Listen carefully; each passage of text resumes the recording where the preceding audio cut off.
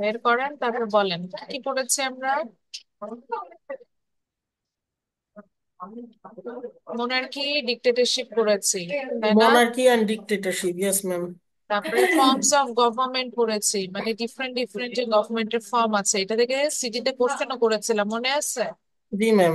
অ্যারিস্টটলের ক্লাসিফিকেশনটা কি, ট্র্যাডিশনালটা কি, তারপরে হচ্ছে মোনার্কি মানে একনায়কতন্ত্র যেটা, সেটা সম্পর্কে আমরা জেনেছি।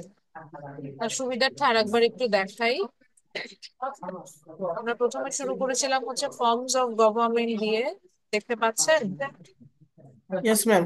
এইটা দিয়ে শুরু করেছিলাম। তারপরে দেখলাম যে অ্যারিস্টটল দুটা পয়েন্টের উপর বেসিস করে আমাদেরকে ক্লাসিফিকেশন দিয়েছে, যে কতজন মানুষ সুপ্রিম পাওয়ার হোল্ড করবে আর এন্ড রেজাল্ট কি হবে। তারপর আমরা গেলাম হচ্ছে গিয়ে অ্যারিস্টটলের ট্র্যাডিশনাল ক্লাসিফিকেশন যেটা, সেটাতে গিয়েছিলাম।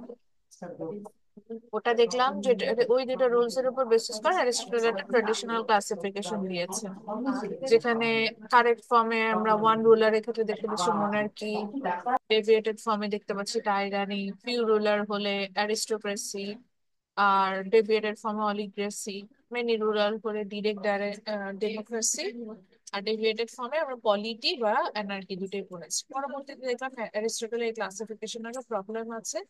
দেন এটা সলভ করার জন্য আমরা একটা নতুন ক্লাসিফিকেশন পেয়েছিলাম, যেটা বলেছিলাম যে লিককের ক্লাসিফিকেশন, যেটা আমরা বলি যে Leacock's classification for modern forms of government. পরবর্তীতে আমরা এই গভর্নমেন্টের ফর্ম থেকে আমরা খুব, যেটা আমাদের মাথায় ঢুকলো সেটা হচ্ছে গিয়ে কিছু সরকার ব্যবস্থা আছে যেটা খুব ইম্পর্টেন্ট। অন্তরা ম্যাম এটার ম্যাম, ভিতরে জাস্ট একটু গরম পানি দাও না, সরি। ম্যাম লিককটা তো ম্যাম হচ্ছে কি ওই একটু যে জাস্ট গরম ওই যে পানি দাও। হ্যাঁ ম্যাম লিককটা তো হচ্ছে কি ওই যে গ্রাফটা, যেটা ওই যে।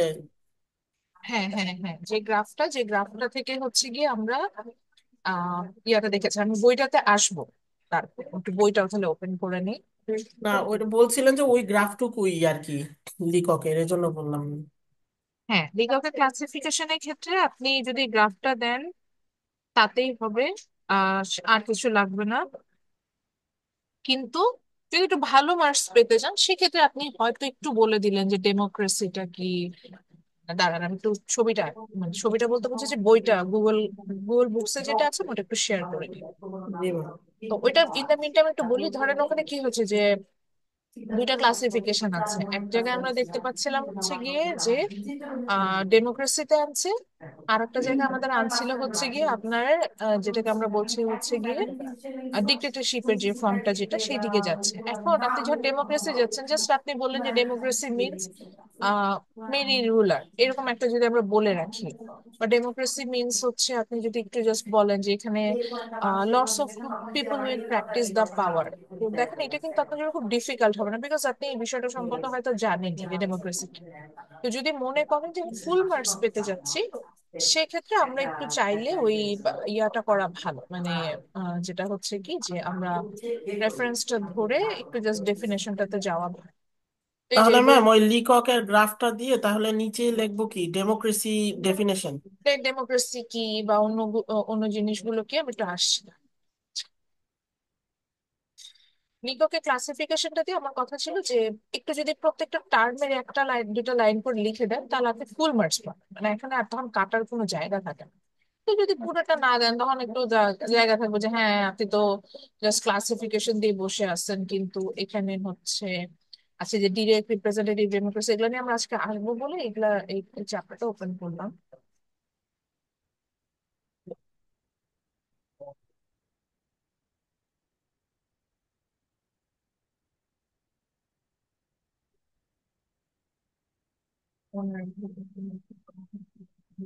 এই সো আমরা যেটা হচ্ছিল যে এই যে বলছিলাম যে লিগো কোনো দুটা ভাগে ভাগ করে, ডেসপোটিক আর ডেমোক্রেটিক। ডেসপোটিক কি, one people will rule everything, আপনি সেটা লিখলেন। ডেমোক্রেটিক মানে কি, many people will rule over here. তো এইভাবে যদি আমরা লিখি, রিপাবলিক মিনস হচ্ছে mass people will get the power, that's called republic.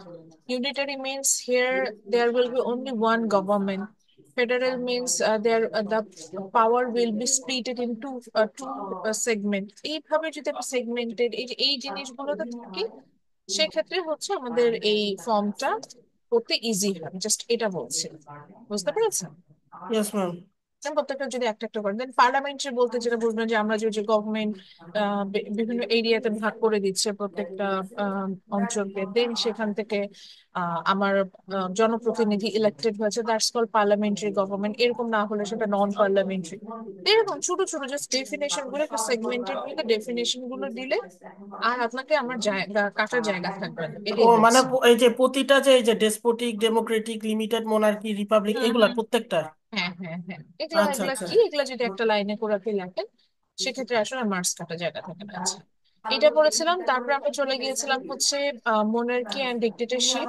এটা কিন্তু চ্যাপ্টার 13 থেকে আমরা পড়ি। তো ওখানে হচ্ছে কি আমরা দেখেছিলাম যে মোনার্কি হচ্ছে one people will rule everything, সেটাই মোনার্কি। এবং এটা একটা রয়্যাল ফ্যামিলি থেকে যখন একজন পার্সন ইলেক্ট হয় তখন সেটাকে আমরা মোনার্কি বলে থাকি। এবং এই ক্ষেত্রে হচ্ছে রয়্যাল ফ্যামিলিতে এই কন্টিনিউটিটা বজায় থাকে, অর্থাৎ ক্ষমতাটা একজনের হাতেই থাকবে, একটা ফ্যামিলির হাতে থাকে, এবং সেখান থেকে একজনের পর একজন ক্ষমতা পায়। এরপরে আমরা চলে গিয়েছিলাম হচ্ছে ডিক্টেটরশিপে। ডিক্টেটরশিপটা ছিল হচ্ছে যে যেখানে এখানে একটা রয়্যাল ফ্যামিলি থাকে না, বাট একটা গ্রুপ অফ পিপল কোনো একটা কারণে ক্ষমতা পেয়ে যায়, তাদের একজন লিডার থাকে, সে পুরো সুপ্রিম পাওয়ারটা হোল্ড করে। যেমন আমরা যদি নর্থ কোরিয়ার যে আপনার যে ইয়াটা আমরা কিম জং দেখছি, উন। হ্যাঁ, হচ্ছে কি ডিক্টেটরশিপের একটা এক্সাম্পল, যেখানে কিন্তু কোনো ফ্যামিলি না বা রয়্যাল ফ্যামিলি না, জাস্ট একটা পলিটিক্যাল পার্টির মাধ্যমে একজন কিন্তু ক্ষমতায় চলে আসে। বা কিছুদিন আগে বাংলাদেশে যে সরকার প্রধান ছিল, তার ক্ষমতাটাও কিন্তু অনেকটা এরকম ডিক্টেটরশিপের মধ্যে, যে সে কোনো একটা ভাবে একটা গ্রুপ অফ পিপল ক্ষমতায় চলে আসছিল এবং তার মাধ্যমে সে কিন্তু ক্ষমতাটা ধরে রাখছিল তাদের মাধ্যমে, এবং there is no way to change her. এই ডিক্টেটরশিপ বোঝার আগে বড় উপায় হচ্ছে তাকে খুব সহজে ক্ষমতা থেকে অপসারণ করা যায়, চেঞ্জ করার কোনো ওয়ে থাকে না। ওই ওয়ে গুলো থাকে, সেগুলোকে তারা আস্তে আস্তে নষ্ট করে দেয়। যেমন এর আগে সরকার যেটা করেছে যে কেয়ারটেকার গভর্নমেন্ট সিস্টেমটাকে ডিলিট করে দিয়েছে, আমাদের কনস্টিটিউশন থেকেই রিমুভ করে ফেলেছে। দেন আমরা যেটাকে বুঝি যে আমাদের আইন সভা যেটাকে আমরা বলি, এবং বিচার বিভাগ, এই মানে লেজিসলেচার এবং জুডিশিয়ারি, এই দুটাকে একদম পুরোপুরি পঙ্গু করে দিয়েছে। পঙ্গু করা বলতে এখানে বোঝাচ্ছে যে তাদের হাতে কোনো তেমন কোনো পাওয়ার রাখে না, এরকম একটা সিচুয়েশন যে ক্রিয়েট করেছে। এগুলো কিন্তু সবই ডিক্টেটরশিপের এক্সাম্পল হয়। ডিক্টেটরশিপ হলে এরকম হয়। পরবর্তীতে আমরা ডিক্টেটরশিপ বা মোনার্কি একই রকম, যেহেতু সরকার ব্যবস্থা দুটো আমরা একসাথেই পড়ি, তো এটার ভালো দিক এবং খারাপ দিক নিয়ে কথা বলেছিলাম। তো ডিক্টেটরশিপ বা মোনার্কির ভালো দিকটা হচ্ছে গিয়ে সেক্ষেত্রে যদি government, head of the government ভালো হয়, তো ওই একজন ডিক্টেটর যদি ভালো হয় সেক্ষেত্রে যেটা হয় যে আহ উন্নয়নটা খুব দ্রুত হয়। সহজ ভাষায় যদি বলি, কাজের উন্নয়ন খুব দ্রুত হয়, কাজের একটা কন্টিনিউটি থেকে কনসিস্টেন্সি থাকে। দেন কোন পারপাসে যারা ক্ষমতায় থাকে তাদের মধ্যে একটা জবাবদিহিতার ব্যবস্থা থাকে, সো দ্যাট কেউ পাওয়ারটাকে মিস ইউজ করে না। ইউনিটারি গভর্নমেন্ট হয়, অর্থাৎ সরকারের মধ্যে এক ধরনের একতা থাকে, যে কেউ কাউকে হেল্প করবো না বা সাপোর্ট দেবো না, এই ধরনের সিচুয়েশন গুলো এখানে হয় না। আপনার কি আরেকটা ক্লাস হচ্ছে কোনো কারণে? না ম্যাম। তারপরে আমরা দেখেছিলাম হচ্ছে মোনার্কি। আমরা যদি দেখছিলাম যে মোনার্কি, আমাদের কাছে মনে হচ্ছিল যে মোনার্কি বা ডিক্টেটরশিপটা এই প্রেজেন্ট সিচুয়েশনে আমাদের হচ্ছে গিয়ে এক্সিস্ট করে না, বাট পরবর্তীতে আমরা যেটা দেখেছিলাম যে প্রেজেন্ট সিচুয়েশনে কিন্তু মোনার্কি এক্সিস্ট করে। আমরা প্রেজেন্ট সিচুয়েশনে মোনার্কি দেখতে পাচ্ছিলাম এবং দেখছিলাম যে পাঁচটা ধরনের আমরা মোনার্কি পেয়েছিলাম। প্রথমে পেয়েছিলাম কমনওয়েলথ রিলাম। এটা বলছিলাম যে যেখানে হচ্ছে গিয়ে ব্রিটিশ কলোনি যে কান্ট্রি গুলো ছিল তাদের দেশে বাই ডিফল্ট যারা এখনো ব্রিটিশ কলোনির আন্ডারে নিজেদেরকে মনে করে, তাদের মধ্যে তারা হচ্ছে গিয়ে মনে করে যে ব্রিটিশ যে রয়্যাল ফ্যামিলি আছে, তারা সেই রয়্যাল ফ্যামিলির আন্ডারে এখনো আছে এরকম মনে করে, জাস্ট সেরেমোনিয়াল হিসেবে, অর লাইক মানে it's approved by their constitution. So this kind of monarchies are call commonwealth realm. After that ছিল হচ্ছে European constitutional monarchy. In Europe, some of the country they are following the monarchy. That means they have the royal family. So in ceremonial purpose, still those royal family have some power. That's called constitutional monarchies. তারপরে ছিল হচ্ছে কিছু country আছে যারা একদমই ইসলামী শরিয়া ল মেনে চলে, আমরা এইভাবে বলেছিলাম। They follows the Islamic rules and regulation and Sharia law. And these countries are followed strictly dictatorship যেটাকে বলছে, যে একটা ফ্যামিলি ক্ষমতাটা প্ল্যান করছে। তো এই ধরনের গুলোকে আমরা বলছিলাম হচ্ছে কি ইসলামিক মনার্কিস। এটার খুব বড় এক্সাম্পল হচ্ছে কি মিডল ইস্টের কান্ট্রিজ গুলো, like Saudi Arabia, United Arab Emirates, then এশিয়ার, ইস্ট এশিয়ার মধ্যে আমাদের আছে হচ্ছে কি মালয়েশিয়া, দেন ব্রুনাই দারুসালাম। এগুলো হচ্ছে কি এই কান্ট্রি গুলো খুব স্ট্রিক্টলি মোনার্কি ফলো করে, এবং তাদের মোনার্কিটা ইসলামী শরিয়া ল অনুযায়ী চলে। হ্যাঁ, এরকম হয়। সো এটাকে আমরা ইসলামিক মোনার্কিস বলেছিলাম। লাস্টে আমরা যেটা পেয়েছিলাম সেটাকে বলেছিলাম যে কি ইস্ট এশিয়ান যে কনস্টিটিউশনাল মোনার্কি। মাথায় রাখতে হবে এগুলো হচ্ছে constitutional monarchy, that means their power will be limited or ceremonial. So এই মনার্কি গুলোকে আমরা মানে এখানে দেখা যাচ্ছে যে ইস্ট এশিয়ার কিছু কান্ট্রি আছে, সরি, সেখানে হচ্ছে গিয়ে আমাদের মোনার্কিটা প্র্যাকটিস করা হচ্ছিল। সামরিকের স্টেশন কনস্টিটিউশনাল মোনার্কি গুলোকে বলছিলাম। লাস্টে ছিল কিছু কান্ট্রি আছে যাদের মোনার্কি সিস্টেমটাকে আমরা কোনোভাবেই, বা একনায়কতন্ত্রটাকে কোনোভাবেই কোনো ক্লাসিফিকেশনের মধ্যে আনতে পারি না। না তারা ইউরোপিয়ান অঞ্চলে পড়ছে, না তারা হচ্ছে গিয়ে কোনো কিং বা কুইনের আন্ডারে আছে। যেমন খ্রিস্ট ধর্মগুরু যাকে বলা হয়, পোপ, সে হচ্ছে একটা দেশের হেড বাই ডিফল্ট, এরকম এক ধরনের মোনার্কি আছে। তো সেটাকে আমরা বলছিলাম হচ্ছে আপনার এটাকে আমরা এই ধরনের মনার্কি গুলোকে, যে ডিফারেন্ট রুলস ফলো করে যদি, সেগুলোকে হচ্ছে আমরা বলেছিলাম আদার্স মনার্কির মধ্যে ফেলেছিলাম। সো এগুলার মধ্যে হচ্ছে সোয়াজিল্যান্ড, দেন আছে হচ্ছে গিয়ে টোঙ্গা, দেন আছে হচ্ছে ভ্যাটিকান সিটি, দেন আছে হচ্ছে লেসোথো। এই ধরনের কান্ট্রি গুলো কিন্তু এটার মধ্যে পড়ে। লাস্টে আমরা পড়েছি দো আমরা মোনার্কির কিন্তু খারাপ দিকগুলো নিয়ে আলোচনা করি, বাট মোনার্কির কিছু খারাপ দিকও আছে।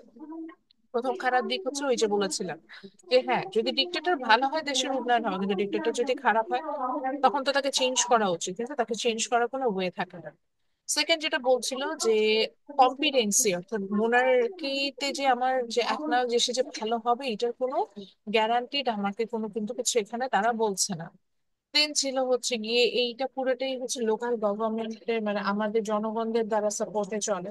তো যদি কোনো কারণে এখানে যদি আমাদের জনগণে মানে কোনো কারণে যদি তারা করাপ্টেড হয়, তাই করাপ্টেড পার্সন গুলোকে ঠিক করার কিন্তু আমাদের এখানে কোনো ওয়ে আউট আমরা এখানে পাচ্ছি না। এরকম একটা সিচুয়েশন ছিল। তা আজকে তাহলে এখন করবো যে, মানে এত কিছুর পরে তাহলে আমাদের জন্য ভালো সরকার ব্যবস্থাটা আসলে কোনটা, বা কোন সরকার ব্যবস্থাটা আমাদের হচ্ছে গিয়ে আমরা অ্যাজ এ ম্যাস পিপল এই 21st সেঞ্চুরিতে সবচেয়ে পছন্দনীয় সরকার ব্যবস্থাটা তাহলে কোনটা? তো আপনার কাছে কি মনে হয় মোহাম্মদ, এত কিছুর পরে আমাদের কি মনে হচ্ছে যে কোন সরকার ব্যবস্থাটা আপনি প্রেফার করেন? ডেমোক্রেটিক। ডেমোক্রেসি যে কথাটা বললেন, যে ডেমোক্রেটিক গভর্নমেন্ট। তো এরপরে যেটা হচ্ছে জনগণ তখন খুঁজে যে এমন একটা সরকার ব্যবস্থা দিকে আমরা ধাবিত হব যেখানে আমার সেটা ম্যাটার করে। আমি যেটাই বলি না কেন আমার অপিনিয়নটা ম্যাটার করে, এইরকম একটা গণতন্ত্র বলেই হচ্ছে, এরকম একটা সরকার ব্যবস্থা যখন আমরা চিন্তা করতে যাই তখন আমরা যে সরকার ব্যবস্থাতে আসি সেটাই হচ্ছে আমরা বলছি ডেমোক্রেসি। ডেমোক্রেসি ওয়ার্ডটা যদি দেখি, এটা দুইটা সেগমেন্টেড ওয়ার্ড থেকে এসেছে। প্রথম অংশটা আসছে হচ্ছে গিয়ে ডেমো থেকে, যেটাকে আমরা বলছি হচ্ছে গিয়ে ডেমো মিনস হচ্ছে পিপল অর ম্যাস পিপল। আর ক্রেটিয়া থেকে এই ক্রেসি ওয়ার্ডটা আসে, গ্রিক ওয়ার্ড দোজ। ক্রেটিয়া মিনস হচ্ছে গিয়ে power. So when government the government power, that means the supreme power is held by the citizen, that means the citizen will hold the supreme power. This kind of situation is called democracy. নামটাও সেই অনুযায়ী আসছে, যে ডেমোক্রেটিয়া যেটাকে বলছেন, যে demo crates এখান থেকে আসছে। ডেমোক্রেসিকে যদি আমরা দেখতে যাই, ডেমোক্রেসির 6টা ক্যারেক্টারিস্টিক্স থাকে। এটা কিন্তু first important question, what are the characteristics of democracy? So the first characteristics is citizen rule. আমি আর ছোট করতে বলবো majority rule, minority rights, then বলছি individual rights, free and fair election, citizen participation, cooperation and compromise. So if a country has these six characteristics, in that cases, that country will be called they are practicing the proper democracy. So first of all, what is citizen rule? Citizen means the people who indigenously live in that country. So if citizens have the right to elect their representative, Also they can establish their wishes or their voting power or um, their ability to select their representative. They if they have the enough situation to change the head of the government, if they have the enough power, this scenario is called citizen rule. অর্থাৎ এখানে যেটা বলছে যে if the citizen has the right to elect their representative, এই যে আমরা যদি এমন হয় যে সিচুয়েশনটা এমন আমি ভোট দিতে পারছি and I can elect my representative, মানে আমি যে আমার হয়ে ক্ষমতাটা প্র্যাকটিস করবে তাকে আমি খুব ফিয়ারলেসলি আমি তাকে ইলেক্ট করতে পারছি। or if I have the power, like আমার যদি এরকম পাওয়ার থাকে যে আমি if I don't like the government I can talk about it, or আমার যদি মনে হয় যে we want to change, মানে ম্যাক্সিমাম সিটিজেন যদি মনে করে যে they want to change the direction of government, যে এখন ক্ষমতা আছে তাকে সরাতে চাচ্ছে, বুঝতে পারছেন মোহাম্মদ, সেই রুল বা সেই পাওয়ার প্র্যাকটিসটা যদি তারা করতে পারে, this situation is called citizen rule. Do you understand? Yes, ma'am. Okay. So this is the first characteristics of democracy. আপনি জাস্ট পয়েন্ট গুলো লিখে রাখতে পারেন। Then second characteristics is majority rules and minority rights. আচ্ছা এই ওয়ার্ডটা দিয়ে আপনি কি বুঝেছেন? এই সেন্টেন্সটা দিয়ে what do you understand? আমি যেটা বুঝতেছি ma'am, majority rule, minority rights, মানে ইয়াটা এক্সপ্লেনেশন তো আছে, এটা না পড়ে আপনি জাস্ট নিজের কথাটা বলেন, আপনার আর কাছে না, কি আমি মনে হয়? নিজের থেকেই বলার চেষ্টা করতেছি। সেটা হচ্ছে রুল মানে রুলটা করাটাই তার কাছে মেজরিটি, মাইনরিটিটা অধিকার, মানে অধিকারের ক্ষেত্রে মাইনর, এরকম বুঝতেছি। আমার ধারণা ছিল এটা আপনি বলতে পারবেন। আচ্ছা এটা ইজি ছিল। It's okay. Okay. Majority rule বলতে বোঝাচ্ছি when there is any kind of মানে any there is any situation যে আমাদের এমন হলো যে we need to find out যে কি বলবো, যে মানে আমাদের ক্ষমতা ডিরেকশন বের করতে হবে বা আমরা হচ্ছে গিয়ে একটা কোনো ডিসিশন চাচ্ছি, এই ক্ষেত্রে মেজরিটি পিপল যেটা চাবে that will happen, that's called majority rules. Let's say এমন হলো যে সরকার প্রধান আমাদের পছন্দ না, এখন আমি আপনি পছন্দ করলাম না কিন্তু মেজরিটি পিপল পছন্দ করতে, তাহলে কিন্তু সরকার প্রধান চেঞ্জ হবে না। কিন্তু এমন যদি সিচুয়েশন হয় যে সরকার প্রধানকে মেজরিটি পিপল পছন্দ করছে না, তখন সে চেঞ্জ হয়ে যাবে, দ্যাটস কল্ড মেজরিটি রুলস। আচ্ছা মাইনরিটি রাইটস বলতে বোঝাচ্ছে rights will be equal for everyone. অর্থাৎ আমি মেজরিটি পিপল চাইলেও সরকার চেঞ্জ হবে, কিন্তু মাইনর 10 জন ধরেন চায় না, তাই বলে তাদের কোনো রাইট থাকবে না, তাদের কোনো সে থাকবে না, বিষয়টা এমন হবে না। মেজরিটি পিপল যেমন রাইটস পাবে, মাইনরিটি পিপলও রাইট, এই জন্য বলছি যে মাইনরিটি রাইটসটা এখানে থাকবে। ক্লিয়ার হয়েছে? Yes ma'am. That means government will protect the rights of everyone and the rights will be equal for everyone. That's called minority rights. So minor বলে যে সে তার রাইটস পাবে না বা সে ভিন্ন মত নিয়ে থাকে বলে যে তার রাইটস এর ও কোনো, আচ্ছা, বুঝতে পারছি, মানে মাইনরদেরও সমান অধিকার আছে। হ্যাঁ মাইনর বলতে এখানে আমি কোনো রিলিজিয়াস পয়েন্ট অফ ভিউ থেকে বলছি না, মানে ওপিনিয়নের ক্ষেত্রে বলছি। হ্যাঁ, আমি একই রকম ওপিনিয়নে নাই রাখবো, যে যেই ওপিনিয়নই বিলিভ করুক না কেন মেজরিটি পিপল রুল করবে, বাট মাইনরিটি পিপল তারা রাইটসটা এনজয় করবে, এটাই বলছি। Yes ma'am. দেন আসে হচ্ছে ইন্ডিভিজুয়াল রাইটস, এটার পাশে এক লাইনে লিখতে পারে যে everyone will be under the law and everyone will get the equal protection under the law and according to the law everyone is equal। সবাই যখন ল মানে ল বলতে বুঝেছে যে আইনের শাসনটা আছে, এটা তারা প্রোটেক্টেড হবে whoever you are, like which class you are belong, which religion you are belong, what educational status you have, whatever it is, when law is equal for everyone that situation is called individual right। লটাই এমন হবে যে সবার জন্য অধিকারটা সমানভাবে দেওয়া হবে এবং এখানে কাউকে আমি স্পেশাল বেনিফিটস দিচ্ছি কাউকে দিচ্ছি না এরকম সিচুয়েশন আমি কিন্তু আনতে পারবো না। দেন আসছে ফ্রি অ্যান্ড ফেয়ার ইলেকশন, এটা তো বুঝতেই পারছি রাতে রাতে ইলেকশন হয়ে যাবে, যে আগের দিন রাতেই ভোট হয়ে যাচ্ছিল, ওইটা হবে না, ওটা that's not free and fair election. Free বলতে বোঝাচ্ছে আপনি আপনার ইচ্ছে মতো আপনি আপনার রিপ্রেজেন্টেটিভ চুজ করেন, অর্থাৎ যাকে ইচ্ছে আপনি তাকে ভোট করতে পারবেন, আপনি আপনার মতো করে রিপ্রেজেন্টেটিভ চুজ করতে পারবেন, দ্যাটস কল্ড ফ্রি।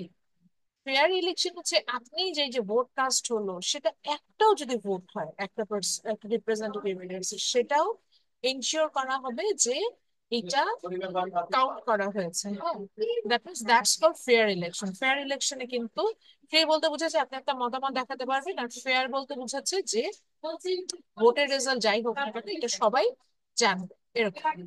এরপরে আসেন হচ্ছে সিটিজেন পার্টিসিপেশন। সিটিজেন পার্টিসিপেশন খুবই মজা, অর্থাৎ everyone will get the equal chance to participate in every single situation, যাই হোক না কেন সেখানে সবার সমান অধিকার।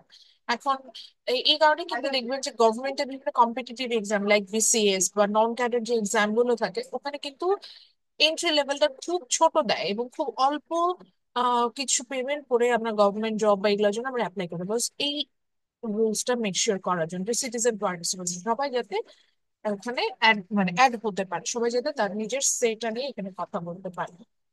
আচ্ছা, কোঅপারেশন এন্ড কম্প্রোমাইজ। কোঅপারেশন বলতে বোঝাচ্ছে হচ্ছে পারস্পরিক সহযোগিতা, কম্প্রোমাইজ বলতে ছাড় দেওয়ার মনোভাব বোঝাচ্ছে। ডেমোক্রেসিতে এমন একটা সিচুয়েশন ক্রিয়েট করা হয় so that between the government and citizen there is a cooperative situation, অর্থাৎ একজন আরেকজনকে প্রত্যেকটা জায়গায় সাপোর্ট দিবে, হেল্প করবে। আর কম্প্রোমাইজ বলতে বুঝাচ্ছি হচ্ছে গিয়ে যে ছাড় দেওয়ার মনোভাব থাকবে, যে হ্যাঁ গভর্নমেন্ট এখন হয়তো আপনাকে আহ ধরেন কোন একটা সিচুয়েশনের কারণে ধরলাম যে আপনি কোনো একটা রাইটস এনজয় করতে পারছেন না। তা আপনি সেখানে আপনি হচ্ছেন গিয়ে সেখানে দেখা গেল যে কি জানি বলে, আহ আপনি হয়তো সেখানে একটু ছাড় দেন, যে গভর্নমেন্ট এখন সিচুয়েশন সেটা নাই, সেটাতে হচ্ছে গিয়ে আপনি ছাড় দিলেন। আবার একইভাবে আপনার যখন কোনো একটা অসুবিধা হচ্ছে গভর্নমেন্ট কিন্তু ধরেন একটা কারণে আপনি ট্যাক্স প্রদানে পাচ্ছেন না, এখন ওই যে ওই একই সিচুয়েশন, আপনি একটা রাইটস জায়গা ছাড় দিয়েছেন তখন থেকে গভর্নমেন্ট আপনাকে কিন্তু আবার সেই জায়গা থেকে সে তার অবস্থান থেকে সরে দাঁড়াবে, যাতে ইউ ক্যান মানে আপনি মেক শিওর হয় যে আপনি ট্যাক্সটা প্রদান করতে পারছেন অন টাইম। এরকম আমি জাস্ট একটা এক্সাম্পল, অর্থাৎ দুজনের মধ্যেই পারস্পরিক সহযোগিতা এবং ছাড় দেওয়ার প্রবণতা। এটা হচ্ছে আর একটা ক্যারেক্টারিস্টিক, মানে দুইজন বলতে আপনি এখানে বুঝেছি গভর্নমেন্ট এন্ড সিটিজেন। এবার আসি what are the different types of democracy. দুই ধরনের ডেমোক্রেসি হয়, এটা একটু বুঝতে ভালো করে। একটাকে বলে আমরা ডিরেক্ট ডেমোক্রেসি, আর একটাকে আমরা বলি রিপ্রেজেন্টেটিভ ডেমোক্রেসি বা ইনডিরেক্ট ডেমোক্রেসি। আচ্ছা, ডিরেক্ট বলতে বুঝেছি কি যে এক্ষেত্রে ডেমোক্রেসিতে ডিরেক্টলি আপনি পাওয়ার প্র্যাকটিস করবেন। লেটস সে এটা কেমন হবে, ধরলাম যে ধরেন যে প্রাচীন গ্রিসে এই ধরনের ডেমোক্রেসিটা প্র্যাকটিস ছিল। ধরেন একটা দেশে আপনার উম, ধরলাম যে 10,000 সিটিজেন আছে, তো তখন কি হবে, যে কোনো ডিসিশন মেকিং এ 10,000 সিটিজেনই ইকুয়ালি পার্টিসিপেট করে। ধরেন ইনকাম ট্যাক্স রিটার্নের ডেট বাড়াচ্ছে 30 তারিখ থেকে, জানুয়ারি 30 তারিখ থেকে এটা ফেব্রুয়ারি 28 তারিখ করবে, তো এটা কি যাবে কি যাবে না, এই ডিসিশন ওই ধরেন 10,000 সিটিজেন পার্টিসিপেট করবে, করে জানাবে যে হবে কি হবে না। এরকম অর্থাৎ ডিরেক্টলি প্রত্যেকটা ডিসিশন মেকিং এ যখন সিটিজেনরা তাদের সেটা বলবে এবং they will involve here, that's called direct democracy. But present সিচুয়েশনে যেটা হচ্ছে যে বর্তমান, যে আমি যে 21st সেঞ্চুরি বলছি, এইখানে আসলে এই ডিরেক্ট ডেমোক্রেসিটা বা অরিজিনাল ডেমোক্রেসি যেটাকে বলে এটা প্র্যাকটিস করা আসলে পসিবল হয় না। বলেন তো, ধর বাংলাদেশে 18 কোটি মানুষ আছে, 18 কোটি মানুষ কিন্তু প্রত্যেকটা ডিসিশন মেকিং এ ধরেন 15ই আগস্ট হলিডে দিবে কি দিবে না, ঈদের ছুটি কয়দিন হবে, গভর্নমেন্ট জবে কারা স্যালারি কত পাবে, এগুলা কি এইরকম ধরো অনেক ডিসিশন থাকে, এগুলো এত কিছু কি সবাইকে ইনভলভ করে নেওয়া সম্ভব? ম্যাম, না ম্যাম। তো তখন গভর্নমেন্ট কি করছে, তখন যে ধরনের ডেমোক্রেসিটা আমরা প্র্যাকটিস করছি সেটাকে আমরা বলছি যে রিপ্রেজেন্টেটিভ ডেমোক্রেসি, বা আমরা আর একটা নাম এটাকে আমরা দেই হচ্ছে ইনডিরেক্ট ডেমোক্রেসি। হ্যাঁ, এখানে কি হয়, এখানে ওই জনগণরা আপনার নিজেদের একটা রিপ্রেজেন্টেটিভ ইলেক্ট করে, তারা জনগণের হয়ে অর্থাৎ সিটিজেনদের হয়ে তারা ডেমোক্রেসিটা ডিরেক্টলি প্র্যাকটিস করে, এটাকে আমরা বলছি রিপ্রেজেন্টেটিভ। যেমন এখন 21st সেঞ্চুরিতে সব কান্ট্রিতে যারা ডেমোক্রেসি প্র্যাকটিস করে তারা সবাই সেই রিপ্রেজেন্টেটিভ ডেমোক্রেসির আন্ডারে আছেন। যেমন আমি একটা এক্সাম্পল বলি, বাংলাদেশই যেমন, বাংলাদেশে 300 পার্লামেন্টারি এরিয়া আছে। তা আমরা কি করি, আমরা যখন ভোট হয় আমরা কিন্তু ভোট দিয়ে 300 পার্লামেন্টারি মেম্বার ইলেক্ট করি না, এমপি বলি যাদেরকে, ইয়েস ম্যাম। তারা হচ্ছে কি আমাদের হয়ে কিন্তু গভর্নমেন্টের ডিসিশন গুলো নেয়। So they are our representative and then they are practising the democracy. Democratic rule. So this is called representative democracy. অর্থাৎ আমাদের রিপ্রেজেন্টেটিভরা যখন এই গণতন্ত্র প্র্যাকটিস করবো, এটা হবে রিপ্রেজেন্টেটিভ ডেমোক্রেসি। এইবার চলে যাবো যে ডেমোক্রেসির ভালো দিকগুলো কি, এগুলো নিয়ে একটু কথা বলবো। ডেমোক্রেসির অনেক ভালো দিক আছে, কিন্তু এখানে সবসময় বলে যে 13 এসেনশিয়াল মেরিটস অফ ডেমোক্রেসি। আচ্ছা, আমরা এখন একটু 2 মিনিটস এর ব্রেকে যাব। রিসার্চে প্রমাণিত হয়েছে মানুষের কনসেন্ট্রেশন খুব বেশি হলে 10-15 মিনিট কন্টিনিউ থাকে। আমরা অলরেডি 10 মিনিট 25 মিনিট ক্লাস করে ফেলছি। তো একটু পজ দিলাম 2 মিনিটস, একটা এটা একটা একেবারে পাওয়ার ব্রেক, আমরা একটু পাওয়ার ব্রেকে যাচ্ছি। দেন আবার 11:30 থেকে স্টার্ট করবো। Okay ma'am. Okay Mohammad, let's start. So আমরা ইয়েস যে ম্যাম। টপিকটাতে ছিলাম সেটা হচ্ছে গিয়ে যে আমরা ডেমোক্রেসি নিয়ে কথা বলছিলাম, জনগণের শাসন যেটা। এখানে এখন দেখবো যে ভালো দিকগুলো কি, ডেমোক্রেসির ভালো দিকগুলো নিয়ে কথা বলবো। তো ডেমোক্রেসির যদি ভালো দিকগুলো নিয়ে আমরা কথা বলতে যাই, প্রথম যে ভালো দিকটা আমাদের চোখে পড়ে সেটা হচ্ছে ইথিক্যাল ডিফেন্স। ইথিক্যাল ডিফেন্সটা বলতে বোঝাচ্ছি যে এখানে ওই টেন্ডেন্সিটা থাকে যে আহ মানে এই টেন্ডেন্সিটা থাকে যে every situation every situation every citizen will have equal vote for the government. সবাই সমান, সবারই একটা ইকুয়াল ভ্যালু আছে। যে ফর এক্সাম্পল একটা পার্সন পিএইচডি হোল্ডার, সেই জন্য গভর্নমেন্ট তাকে বেশি ভ্যালু দিবে, আর একজন ধরেন আনএডুকেটেড, তাকে ভ্যালু দিবে না, বিষয়টা তা হবে না। দুজনেই ইকুয়াল ভ্যালু রাখবে গভর্নমেন্ট। যেটাই বলছে democracy recognise the oath of a man. একটা পার্সন, একটা সিটিজেন, তার যে ওথ, তার যে মূল্য, সেটা দিতে ডেমোক্রেসি জানে। এই জন্য এটাকে বলে ইথিক্যাল ডিফেন্স। দেন যেটা বলছে সেটা হচ্ছে কি common welfare.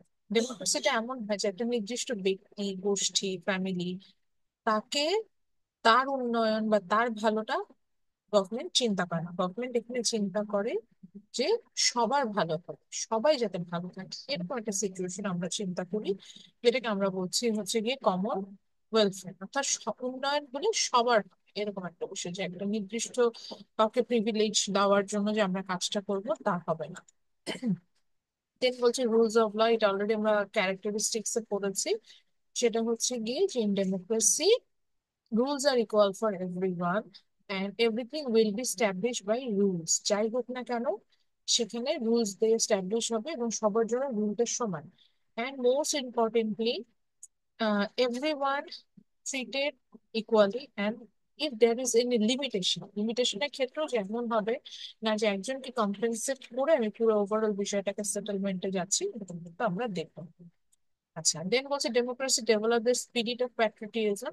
Spirit of patriotism মানে ডেমোক্রেসি যদি প্রপারলি প্র্যাকটিসে, প্যাট্রিয়টিজম বলতে আমরা বুঝি হচ্ছে দেশপ্রেম, তখন আমাদের মধ্যে দেশপ্রেমের যে মূল্যবোধ যেটা, সেটা জেগে ওঠে। এটাই বলছে democracy develops the spirit of patriotism. Then বলছে responsible to the people. Democratic গভর্নমেন্টের ক্ষেত্রে যেটা হয় যে তারা তাদের, যেহেতু তারা জনগণের সন্তান, তো জনগণের সরাসরি ভোটে তারা নির্বাচিত হয়, এই কারণে তাদের যে কোনো কর্মকাণ্ডের জন্য তারা অ্যাকাউন্টেবিলিটি থাকবে। অর্থাৎ তারা যে কাজটা করছে এটা ঠিক না বেঠিক, ভালো না খারাপ, জনগণের জন্য ভালো না খারাপ, এই ধরনের জবাবদিহিতার জায়গাটা সবসময় থাকে। সেই জন্য বলে they are always responsible to the people. Then peaceful change of government. একটা গভর্নমেন্টের পরে আর একটা গভর্নমেন্টে খুবই পিসফুলি সেখানে চেঞ্জেসটা হয়। অর্থাৎ মানে এখানে কোনো যেখানে যে বলা যায় যে এখানে কোনো আম, সংঘর্ষ বা এখানে কোনো আম, মানে যেটাকে বলা যাচ্ছে যে আনরেস্ট কোনো সিচুয়েশন এখানে ক্রিয়েট হয় না। আমাদের দেশে যদিও পিসফুল চেঞ্জেস হয় না, বাট অরিজিনাল ডেমোক্রেসি সিস্টেমটা এরকম যে there will be peaceful change of government. যেই ক্ষমতা আসুক না কেন, পরবর্তী একই সরকারি ক্ষমতা আসতে পারে, একই রাজনৈতিক দল ক্ষমতায় ক্ষমতা পেতে পারে, কিন্তু there will be peaceful change. It's transition মোডটা খুবই পিসফুলি হবে। আচ্ছা, দেন বলছে হচ্ছে ইকুয়ালিটি সবকিছুর ক্ষেত্রে, রাইটস এর ক্ষেত্রে বলেন, ল এনজয়ের ক্ষেত্রে বলেন, ডিউটিজ এর ক্ষেত্রে বলেন, বেনিফিটস এর ক্ষেত্রে বলেন, সব ক্ষেত্রে যেটা হবে যে everything will B equal for every citizen under the democracy. Even the liberty মানে স্বাধীনতা, এইটাও কিন্তু হচ্ছে গিয়ে আমাদের ইকুয়াল হবে, এমন না যে যারা হাই ক্লাস বা হাই সোসাইটি বিলং করে বা ফ্যামিলি ব্যাকগ্রাউন্ড ভালো বা এডুকেশন বেশি তারা ভালো কিছু পাবে, বাকিরা পাবে না, এরকম কিছু হবে। লাস্টে বলছে হচ্ছে মোর ওবিডিয়েন্স টু দ্য ল। ওই যে বলছিলাম যে সবকিছু হচ্ছে গিয়ে রুলস দিয়ে আমরা যেহেতু মেনটেন করি, তো সেই ক্ষেত্রে যেটা হচ্ছে যে আহ যেটা হচ্ছে যে আমরা এক্ষেত্রে সবসময় মনে রাখতে হবে যে যাই ঘটুক না কেন সেখানে ল এর প্রতি আমরা, মানে আইনের প্রতি আমরা অনেক বেশি শ্রদ্ধাশীল থাকবে এবং সবকিছু আইন মতভেদ, মানে অ্যাকর্ডিং টু দ্য ল, এটাই হচ্ছে কি যেটা বলেছেন সেটাতে চলবে। আচ্ছা, এডুকেশন এটা একটা মজার বিষয়, আমরা অনেকেই জানি না। ডেমোক্রেসির একটা ভালো দিক কিন্তু যখন একটা দেশে প্রপার ডেমোক্রেসি প্র্যাকটিস হয় তখন কিন্তু এডুকেশনটা ফ্লোরিশ করে। That means the citizen will be more educated, এবং government will create that situation so that citizen will get more chance to participate in the education. এই প্রসেসটা পারে। আচ্ছা, শিক্ষিত জাতি যত হবে সেই দেশে তত বেশি উন্নয়ন হবে, একটা ডেমোক্রেটিক গভর্নমেন্টই তো এরকম চিন্তা। তো ডেমোক্রেসিটা ঠিকঠাক মতো চলে, এডুকেশনটা কিন্তু ঠিকঠাক মতো চলবে, এরকম একটা কথা আছে। এইটার একটা এক্সাম্পল দিতে পারি। বর্তমানে বলা হচ্ছে আমাদের কারিকুলামটাকে ধ্বংস করা হয়েছে লাস্ট কয়েক বছর শিক্ষার উন্নয়নের নামে, অনেক রকম ঝামেলা হয়েছে, হ্যান ত্যান, এগুলো নিয়ে অনেক কিছুর কথা আছে। তো এটা কিন্তু একটা বলতে পারে নীল নকশা। নীল নকশা এটা এই কারণে যে যখন গভর্নমেন্ট চিন্তা করবে যে আমি সিটিজেনদেরকে আমার দাস বানায় রাখবো বা আমার প্রতি ওবিডিয়েন্ট করতে চাবো একটা নির্দিষ্ট গোষ্ঠী, তখন কিন্তু তারা শিক্ষা ব্যবস্থাটাকে হাত দেবে। কিন্তু শিক্ষা ব্যবস্থাটাকে এমন ভাবে পরিবর্তন আনা যায় যাতে জনগণ বাধ্য হয় ওই ওই সরকারটাকে মানে যেটাকে বলা যায় মান্য করতে, এরকম টাইপের।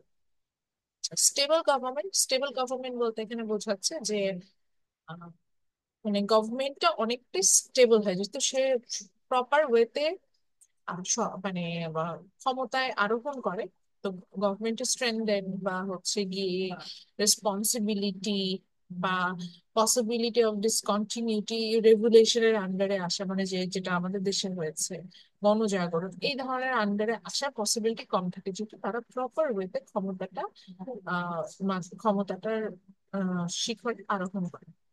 আচ্ছা, self government and stable government একই জিনিস, সরকার গভর্নমেন্ট অনেক বেশি স্টেবল হবে, সব জায়গায় রেসপন্সিবল থাকবে, স্যাক্রিফাইস টেন্ডেন্সি থাকবে, এই তো।